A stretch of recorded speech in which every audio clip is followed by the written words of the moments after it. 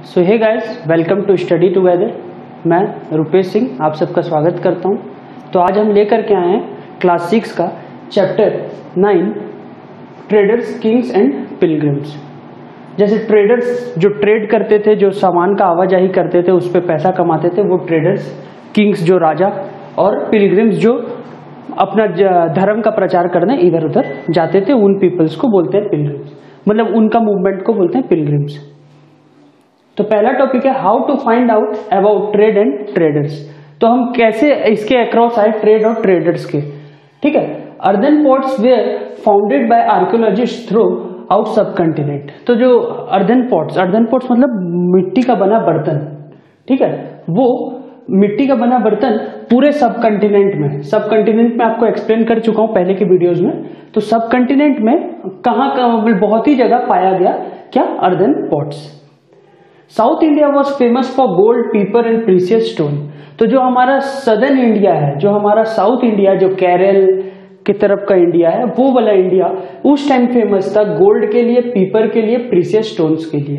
Gold सोना, पीपर जो हम मसाला में बना के खाते हैं, मतलब ऐसे मसाला में यूज करते हैं, और प्रीसियस स्टोन और मतलब कीमती पत्थरों के लिए साउथ इंडिया जाना जाता था दुनिया में उस वक्त। रोमन पीपल वैल्यूड पर्टिकुलरली पीपर।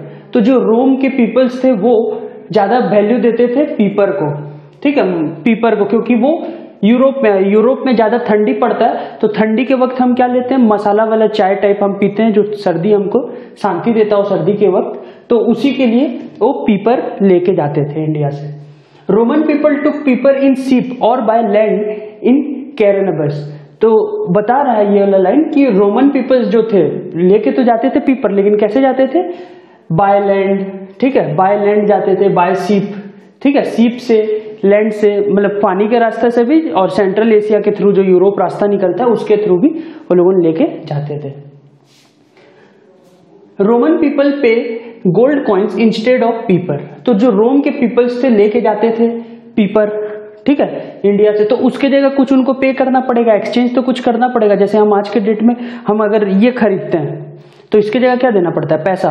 तो उस वक्त तो पैसा उतना सबका अपना अपना कॉइन वॉइन होता था। तो उस वक्त एक ही चीज यूनिवर्सल था, वो था गोल्ड कॉइन्स, ठीक है। गोल्ड सब वैल्यू करते थे उस वक्त। तो ये पॉइंट वही बता रहा है कि रोमन पीपल जब पीपर लेके जाते थे उसके जगह वो देते थे गोल्ड्स, ठीक है। तो pepper in Roman empire called as black gold. तो पीपर का कलर क्या है, ब्लैक। पीपर का कलर क्या है, ब्लैक। और रोम के पीपल्स इसको बुलाते थे ब्लैक गोल्ड, ठीक है। इसी के लिए ब्लैक कलर था और उनके लिए वो प्रीसियस था। गोल्ड भी प्रीसियस है, सारे आपके लिए, मेरे लिए, सबके लिए गोल्ड जिसको मिल जाए वो खुश हो जाता है। तो वैसे ही उसको कंपेयर किया जाता था गोल्ड से, तो ब्लैक गोल्ड उसको बोला जाता था, ठीक है। Traders come to India through Arabian sea और bay of Bengal through the help of monsoon winds. तो इंडिया में मैं ज्योग्राफी में आपको बताऊंगा आगे की क्लासों में कि मॉनसून किधर से इंडिया में आता है, ठीक है। तो जो ये पॉइंट बता रहा है कि ट्रेडर्स जो थे कहाँ के, रोम के, रोमन ट्रेडर्स जो थे वो ट्रेडर्स कहाँ से आते थे, अरेबियन सी के रास्ते। अरेबियन सी जो हमारा ये साउथ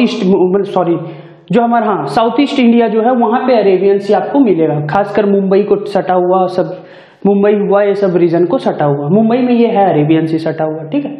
और बे ऑफ बंगाल, बंगाल का खाड़ी जो है, ठीक है, वहां पर उस रास्ते जो मानसून का विंड आता है उसी के थ्रू वो लोग इंडिया आते थे। या फिर अगर मान लो कि वो लोग को इंडिया आने के लिए जैसे ये पॉइंट आप पढ़ लेते हैं, फिर आपको एक्सप्लेन करता हूं। If traders wanted to go western coastal area then they had to wait for south west monsoon. अगर उनको ट्रेडर्स को जाना कहां पड़ता था, वेस्ट, इंडिया का वेस्टर्न साइड में जाना पड़ता था। वेस्टर्न साइड मतलब कि गुजरात तरफ में, तो उनको वेट करना पड़ता था साउथ वेस्ट मानसून का। साउथ वेस्ट मानसून जो इंडियन ओशन से आता है हमारे तरफ, ठीक है। इंडिया का जो निचला वाला पार्ट है, ये जो निचला वाला पार्ट है जो यहाँ श्रीलंका, इस रीजन से जो इंडियन ओशन है, इस रीजन से जो आता है मानसून, उस रीजन का उनको इंतजार करना पड़ता था, क्योंकि उसका विंड ऐसे घूम करके वेस्ट तरफ से आता है, ठीक है। तो ये इस टॉपिक को यही कंक्लूड करते हैं और आगे का भी टॉपिक हम देखते हैं। आइए देखते हैं new kingdoms along coast, second topic इसका। मतलब कि नया नया राजघराना जो किंगडम्स था वो कोस्ट के अलाउंग, कोस्ट मतलब कि समुद्र का तट के साथ, ठीक है। Southern India was covered with long coast line and with hills, plateau and river valleys. तो इस टॉपिक में हम खाली ना इस पे बात करेंगे, सदर्न इंडिया पे, ठीक है। इंडिया के सदर्न पार्ट में जो हमारा कोस्टल लाइन है उसके ऊपर, तो ये लाइन बता रहा है कि जो सदर्न इंडिया जो है हमारा वो कोस्टल लाइन से कवर्ड है। कोस्टल लाइन मतलब समुद्री तट से कवर है, और बता रहा है कि वहाँ हिल्स है, प्लेट्यू है और रिवर वैलीज है। हिल्स मतलब तो आप सब उससे फेमिलियर है, जानते हैं। प्लेट्यू क्या होता है ना, हिल से छोटा है उसका रहता है एलिवेशन। जैसे हिल, सपोज कोई हिल इतना बड़ा है तो प्लेट्यू इतना बड़ा होगा, ठीक है। ये मिनेरियल से बना हुआ रहता है और ये डिपॉजिट से बना हुआ रहता है, ठीक है। ये अर्थक्वेक या फिर किसी चीज के कारण हिल्स बनते हैं, माउंटेन्स बनते हैं, और ये जो है हमारा प्लेट्यू वो डिपॉजिट होने के कारण। और कुछ प्लेट्यू होते हैं ऐसे भी जो कि नेचुरल होते हैं और कुछ होते हैं आर्टिफिशियल जो बनाया जाता है, ठीक है। रिवर वैलीज, वैली मतलब दो पहाड़ के बीच का रास्ता और वहां से पानी निकल रहा हो, वैसा भी जगह है हमारे साउथ इंडिया में, ठीक है। River Kaveri flowing in south India was very fertile. तो जो रिवर कावेरी रिवर जो है हमारा जो साउथ तरफ फ्लो करता है, वही बता रहा है पॉइंट कि वो बहुत ही फर्टाइल है। फर्टाइल मतलब वहां पे खेती करने से अच्छा प्रोडक्शन होगा, ठीक है, वहां का मिट्टी में। Kings who rules over coastal line were very powerful and rich.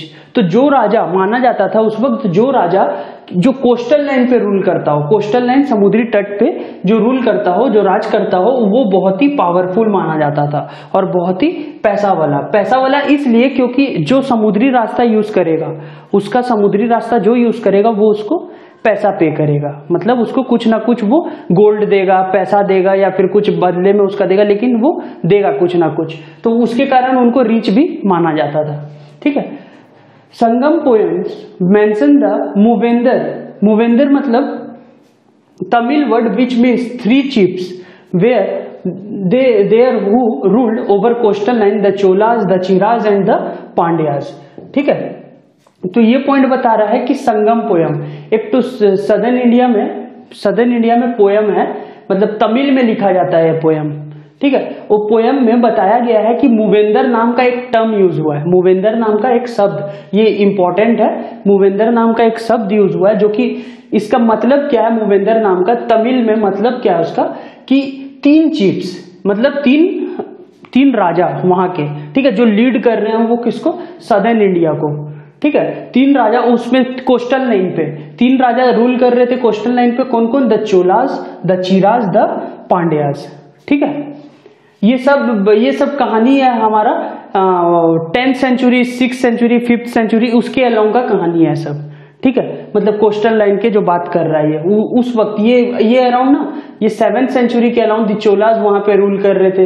ये कम से कम ना ये 9th सेंचुरी के आसपास, और ये 8 से 9th के बीच में ये रूल कर रहे थे पांड्यास, ठीक है। 6 cities were very important for them, Puhar और Kaveri Pattinam, the port of Cholas and Madurai the capital of Pandyas. तो जो 6 सिटी थे, ये 3 chiefs जो थे उनके 6 सिटी बहुत ही ज्यादा इंपॉर्टेंट थे सदर्न इंडिया में। कौन कौन से सिटी, वो कुछ सिटी का नाम बताया, 6 का नहीं, जैसे कि फुआर और कावेरी पट्टनम, ठीक है। फुआर और कावेरी पट्टनम एक कर्नाटका के आसपास आपको देखने को मिल जाएगा। ये किसका पोर्ट था, चोलास का पोर्ट, मतलब जहां पे समुद्र का मतलब समुद्र के रास्ते सामान आता हो और जाता हो, ठीक है। मतलब ट्रेडिंग के लिए पोर्ट सबसे ज्यादा यूज होता था, अभी भी यूज होता है, ठीक है। Madurai the capital of Pandyas, Madurai कहाँ है, मदुरई है केरल में, केरल में पांड्यास का रूल चलता था और वहां पे कोस्टल लाइन में उनका पोर्ट था, ठीक है। और उनका कैपिटल भी था वही, सॉरी पोर्ट नहीं था, कैपिटल था वो पांड्यास का। Chiefs do not collect taxes regularly, they to gift from the people. ये जो चीफ्स थे, ये तीनों चीफ्स, ये क्या करते थे, टैक्स नहीं लेते थे अपने पीपल्स से। वो क्या करते थे, वो करते थे क्या कि गिफ्ट ले लेते थे उनके उसके बदले, और रेगुलर टैक्स नहीं लेकर के वो गिफ्ट ले लेते थे उनसे। Chiefs also distribute their wealth among people like supporters, poet, family and soldiers। तो जो chiefs जो लीड करते थे राजा, वो राजा क्या करते थे ना, वो अपना जो उनका जो वेल्थ था, जो उनका कमाई था, वो क्या करते थे, अपने सपोर्टर्स, अपने जो उनके लेखक जो उनके बारे में कविता पाठ करते थे उनको, अपने फैमिली मेंबर्स को और अपने सोल्जर्स को गिफ्ट दे देते थे। वो अपना वेल्थ जो वो कमाए कुछ मतलब कहीं से, कहीं ना कहीं से, ठीक है। Chiefs awarded precious stones to the poet who had good compositions. तो जो चीफ्स थे ये मतलब जो 3 तो चीफ्स थे, वो चीफ्स हरदम अपने जो पोइट्स थे, बताया कि जैसे पोइट्स को अपना वो वेल्थ डिस्ट्रीब्यूट कर देते थे, वैसे ही पोइट्स को वो क्या देते थे, प्रीशियस स्टोन देते थे, प्रीशियस स्टोन देते थे गिफ्ट में, मतलब अवार्ड के तौर पे। अवार्ड के तौर पे मतलब कब, जब वो उनका कंपोजिशन अच्छा से लिखे। कंपोजिशन मतलब जो उनका पोइट्री है, जो कविता लिखे हैं उनके ऊपर उनको लगता था अच्छा लिखे हैं ये, तो उनको क्या करते थे, प्रीशियस स्टोन गिफ्ट में देते थे। चलिए आगे का टॉपिक देखते हैं। चलिए आगे देखते हैं the story of silk root, इस चैप्टर का तीसरा topic. Silk is a smooth fabric, the rich glossy colours of silk. तो सिल्क एक क्या है, फैब्रिक है। फैब्रिक जो नेचुरली ऑब्टेन किया जाता है, हाथ से बनाया जाता है, ठीक है, मतलब आर्टिफिशियल भी होता है। तो एक स्मूथ फैब्रिक है, लेकिन सिल्क क्या है, नेचुरली है। वो सिल्क वॉर्म नाम का एक होता है, इतना बड़ा कीड़ा, उससे निकाला जाता है ये, ठीक है। वो कुकुन फॉर्म करता है, कुकुन से निकाला जाता है सिल्क वॉर्म, मतलब सिल्क, सॉरी। वो ग्लॉसी कलर्स के होते हैं, उनमें कलर्स भी लगा दिया जाता है, ठीक है। मतलब जब सिल्क ऑब्टेन किया जाता है उसमें कलर्स भी चढ़ा दिया जाता है कि वो अट्रैक्टिव दिखे बोलकर, ठीक है। तो सिल्क मतलब वो सिल्क ऑब्टेन फ्रॉम कुकुन, जैसे बताया सिल्क कहां से निकलता है, कुकुन से। ऑफ सिल्क वॉर्म, किसका कुकुन से, सिल्क वॉर्म का कुकुन से। यूज टू वूवन क्लॉथ्स, जो सिल्क है वो क्या काम में आता है, कपड़े बनाने के लिए काम में आता है। Around 7000 years ago, China developed a way to produce silk from silkworms. Throughout many years, this technique was confidential, but after some time, Chinese people started moving to the distant land on foot, horseback, and camels. तो बता रहा है ये point कि 7000 साल पहले, 7000 years ago, China developed a way to produce silk. China खुद का एक तो रास्ता बना लिया, सिल्क मतलब खुद का एक तो टेक्निक डेवलप कर लिया to produce silk from silkworms, ठीक है। बहुत साल तक वो ये जो टेक्निक है इनका, ये क्या रहा, कॉन्फिडेंशियल, मतलब सीक्रेट रहा, किसी को शेयर नहीं किए ना किया इन्होंने, ठीक है। बट लेकिन आफ्टर कुछ दिन के बाद, after some time, Chinese people started moving to the distance land. तो कुछ वहां पे कमी पड़ा होगा, भूखमरी हुआ होगा या फिर कुछ ऐसा सूखा पड़ा होगा, उसके कारण क्या किया चाइनीज पीपल अब मूव करने लग गए from China to distant land, अलग अलग जगह डिस्टेंट लैंड वो क्या कर गए, मूव करना चालू कर दिए। किस पे, पाँव में, जो पाँव पे जा सकता था, मतलब चल के जा सकता था, चल के गया, कोई घोड़ा से जा सकता था, घोड़ा पे गया, और या फिर जो कैमल एफर्ट कर सकते थे, वो जानवर में जो जा सकते थे, जो पहले चल के जा सकते थे, वो वैसे गए, ठीक है। दे कैरिड सिल्क विद देम, जैसे भी गए वो अपने साथ वो क्या लेके गए, सिल्क, ठीक है। वो सिल्क अपने साथ लेकर के गए, और वहां से क्या हुआ, अब तक तो सीक्रेट था जब तक कि चाइना के पीपल्स मूव नहीं किए थे। जब मूव कर गए तो वो अब दुनिया को नोन हो गया, ठीक है। अब दुनिया उसको, due to which world knows about silk, अब दुनिया किसके बारे में जान गया, सिल्क के बारे में जान गया। And this route is called as silk route. ये जो टॉपिक है आपका, the story of silk route, silk route इसी को बोलते हैं जिस रूट से सिल्क चाइना से बाहर आया और दुनिया को पता चला, ठीक है। Wearing of silk was fashion around 2000 years ago। तो जो सिल्क था ना, उस जो पहनते थे, जैसे अभी का ट्रेंड में हम जीन्स पहनते हैं, शर्ट पहनते हैं, तो उस वक्त जो सिल्क पहनते थे वो भी एक तो उस वक्त का फैशन था। कब, 2000 साल पहले, 2000 years ago पहले। Chinese ruler gift silk to other rulers. तो चाइनीज रूलर क्या किए ना, सिल्क गिफ्ट किए दूसरे रूलर्स को, ठीक है, of Iran and west Asia, मतलब कि गिफ्ट करते थे। ये पॉइंट मतलब ये बताता है, सॉरी, तो चाइनीज रूलर्स जो थे वो गिफ्ट करते थे दूसरे रूलर्स को, जैसे ईरान और वेस्ट एशियन रूलर सबको, जो जिनसे उनका फ्रेंडली होता था। Kings also tried to control the silk route because from there they earn huge tax, tributes and gifts. तो किंग्स जो होते थे ना, बहुत खुद में लड़ते थे कि मैं सिल्क रूट को मैनिपुलेट करूंगा, मैं सिल्क रूट चलाऊंगा, ठीक है। और जो सिल्क रूट चलाता था वो बहुत ही ज्यादा क्या कमाता था, टैक्स कमाता था।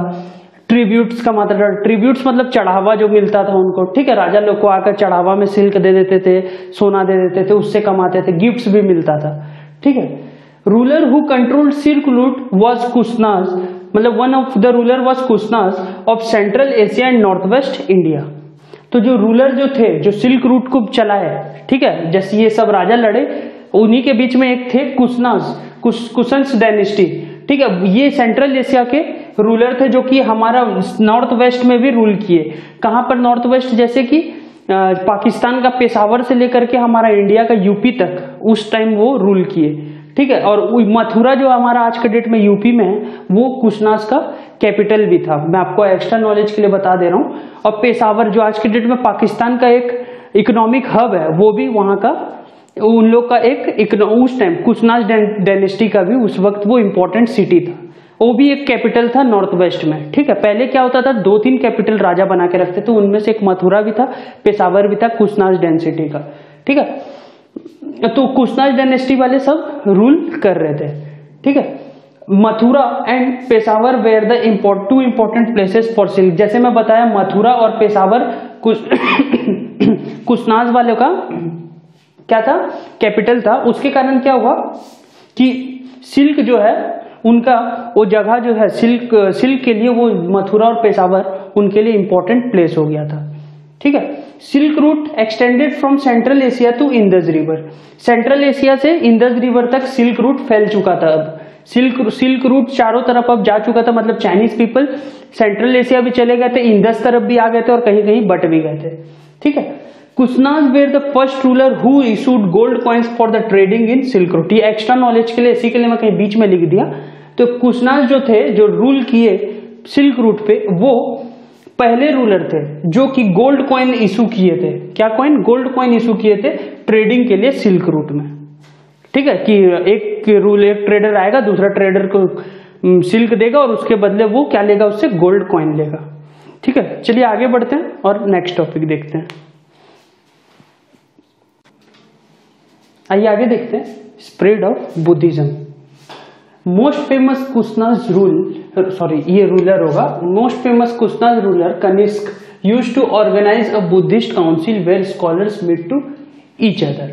तो ये पॉइंट बता रहा है कि जो फेमस, मतलब कुशनाज रूलर जो मैं आपको बताया, कुशनाज डायनेस्टी जो सिल्क रूट कंट्रोल करता था, उनमें के एक रूलर थे कनिष्क, ठीक है। वो कनिष्क रूलर कनिष्क जो रूल करते थे, वो क्या करते थे, ऑर्गेनाइज करते थे हर वक्त कुछ ना कुछ दिन पर एक काउंसिल, एक मीटिंग ऑर्गेनाइज करते थे। वहां पे वो बात करते थे स्कॉलर से, किसके ऊपर?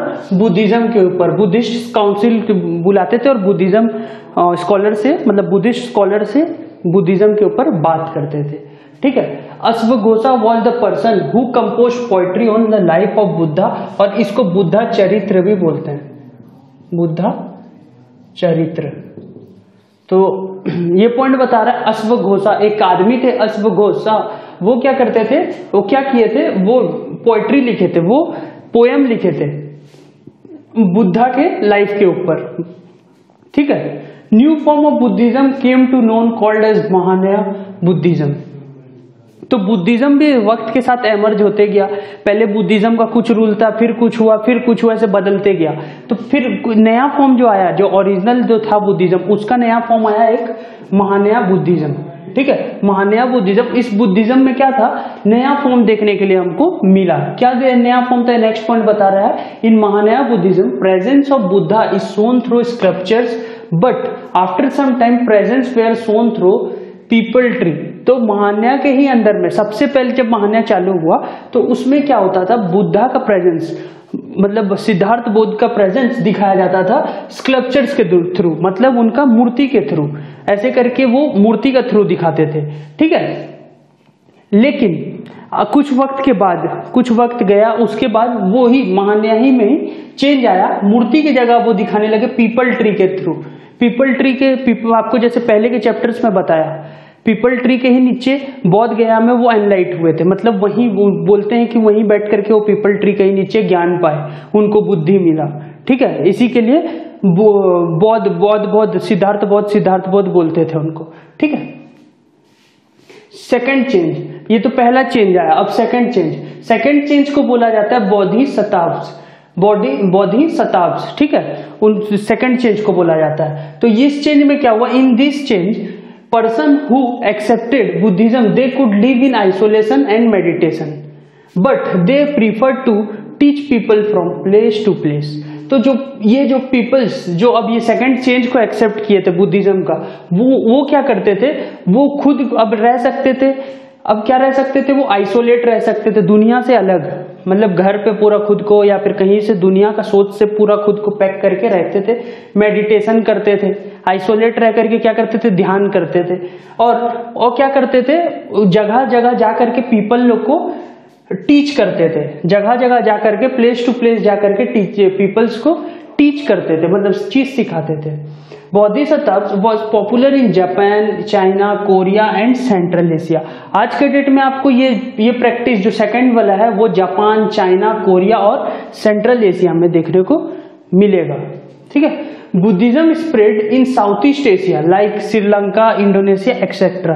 तो बुद्धिज्म जो है ना खाली सेंट्रल एशिया के थ्रू, सेंट्रल एशिया में नहीं, वो बुद्धिज्म साउथ ईस्ट एशिया में भी फैला। जिस एशियन कंटिनेंट, अगर जो हम एशिया का पूरा मैप देखें तो हम साउथ ईस्ट एशिया में, इंडिया, श्रीलंका, इंडोनेशिया, ये सब साउथ ईस्ट एशिया में। इंडिया में तो बुद्धिज्म का शुरुआत हुआ ही, साथ में श्रीलंका में भी कई लोग फॉलो करते हैं, इंडोनेशिया में भी कई लोग फॉलो करते हैं, ठीक है। आगे बढ़ते हैं और देखते हैं दूसरा टॉपिक।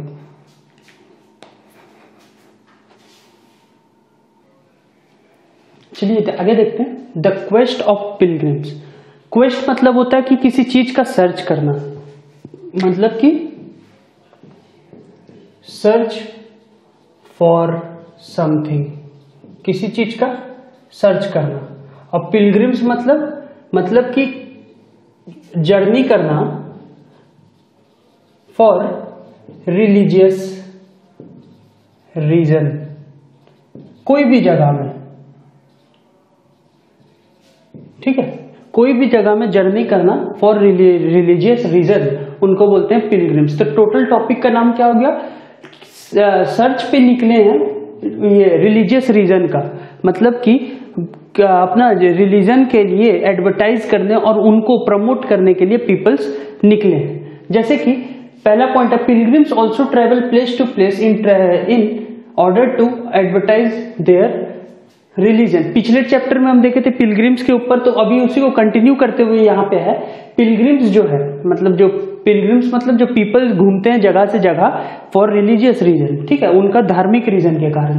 तो वही ये चीज बता रहा है कि जो पिलग्रिम्स हैं, जो पिलग्रिम्स पीपल हैं, वो प्लेस टू प्लेस ट्रेवल करते हैं टू एडवर्टाइज देयर रिलीजन के बारे में बताने और रिलीजन को दिखाने के लिए, ठीक है, रिलीजन में और मल्टीप्लाई हो पीपल, इसी के लिए वो निकलते हैं, ठीक है।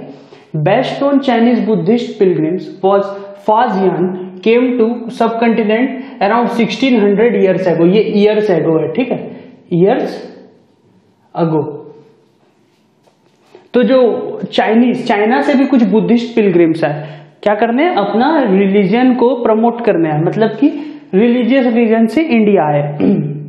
तो उनका नाम है फाजियान, ठीक है। वो खाली कौन, इनके अलावा भी कई है, लेकिन ये फेमस है उनमें फाजियान। तो फाजियान क्या किए, वो इंडियन सब कंटिनेंट है 1600 ईयर्स एगो। उसी तरह जुआनजेंग ये भी आए इंडिया कब, 1400 ईयर्स एगो, ये भी चाइना से थे। और इनके बाद और एक आए आई क्विंग, तो वो थे 50 ईयर्स बाद आए, क्या बोलते हैं, जांग का, इनका जो सेकंड वाले का आपका बताया सुआनजांग का, ठीक है। और इनके बारे में और एक कहानी है सुआनजांग का। ये जब इंडिया से जा रहे थे, ये बुद्धिस्ट का, मतलब जो हमारे बौद्ध जो उनका जो मूर्ति था, वो मूर्ति को वो ले करके गए किधर से, बे ऑफ बंगाल से होते हुए जा रहे थे वो अपने चाइना। तो उस वक्त क्या हुआ, चाइना जाते वक्त रास्ता में, मतलब समुद्र में जो आंधी आता है, बाढ़ आता है, वो आंधी आया समुद्र में, और उसके कारण क्या हुआ, जो इनके पास मूर्ति था और वो था, कुछ सब धुल गया, वो सब पानी में बह गया, और कुछ बच गए। तो ये क्या किए, अपना जितना जीवन बचा यहाँ से जाने के बाद, इंडिया से जाने के बाद, उसको संस्कृत से ट्रांसलेट कर रहे थे चाइनीज में, ठीक है, चाइनीज में वो ट्रांसलेट उसको करने लग गए। उनका ये कहानी था, ये बिगिनिंग ऑफ भक्ति। ये एनसीईआरटी में आपको कहानी मिल जाएगा, ठीक है। अगर आप एनसीईआरटी का देखेंगे साइड बाय साइड जो लिखे रहता है एक्स्ट्रा, तो उसमें आपको मिल जाएगा।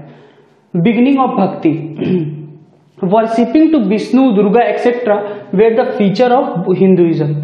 हिंदुइज्म का तो जानते हैं, हमारे प्रमुख भगवान विष्णु, दुर्गा और शिव, इनका मतलब इनका पूजा करना हमारा हिंदुइज्म का फीचर है, ठीक है।